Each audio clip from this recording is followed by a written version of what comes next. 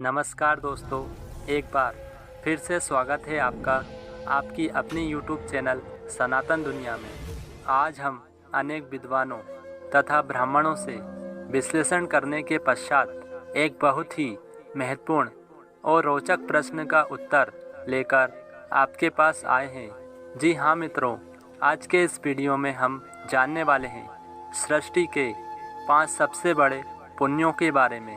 मित्रों, आप सभी ने कभी ना कभी ये अवश्य सोचा होगा कि सबसे बड़ा पुण्य क्या है। क्या पुण्य करना हमारे जीवन को सफल कर सकता है?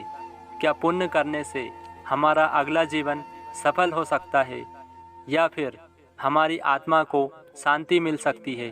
क्या पुण्य करने से हमारे द्वारा किए गए पिछले जन्म या फिर इस जन्म के पाप नष्ट हो सकते हैं? क्या पुण्य करने से हम अपने आप को इस कलयुग के प्रभाव से बचा सकते हैं? इन्हीं प्रश्नों का उत्तर जानने के लिए अंत तक बने रहिए हमारे साथ। और अगर आप इस चैनल पर पहली बार आए हैं तो कृपया चैनल को सब्सक्राइब कर बेल आइकन प्रेस करें ताकि सनातन धर्म से जुड़ी सही जानकारी आपको मिलती रहे। दोस्तों, सबसे पहले बात करते हैं कि पुण्य क्या है। अपने हृदय की पवित्रता से किया गया कोई भी नेक कर्म पुण्य कहलाता है। बिना किसी वासना के निस्वार्थ भाव से किया गया कर्म पुण्य है। जो किसी अन्य व्यक्ति के लिए वरदान साबित हो वही पुण्य है। अब सवाल यह उत्पन्न होता है कि पुण्यों में सबसे बड़ा पुण्य कौन सा है?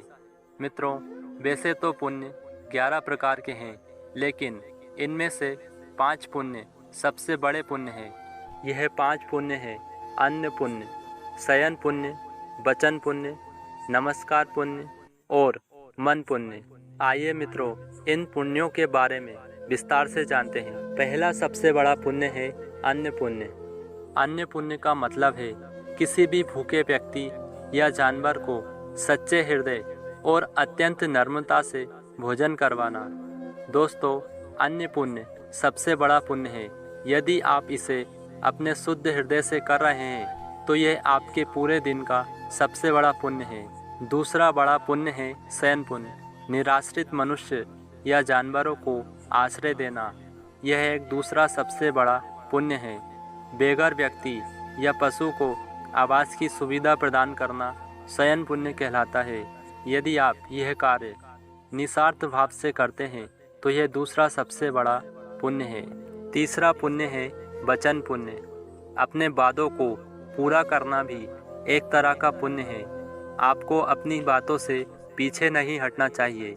यदि आपके पास किसी को दान करने के लिए ना तो भोजन है और ना ही धन है, तो आप अपनी निर्दोष वाणी से व अपने मधुर वचनों से अन्यों के दुखों को सुख में परिवर्तित कर सकते हैं, अर्थात उन्हें सुख पहुंचा सकते हैं, जिसे वचन पुण्य कहा जाता है।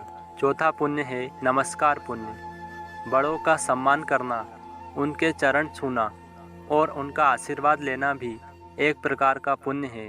बड़े बुजुर्गों के चरण स्पर्श करने मात्र से ही आपके पाप पुण्य में बदल जाते हैं। छोटों के लिए प्यार करना एक वास्तविक अच्छा काम है।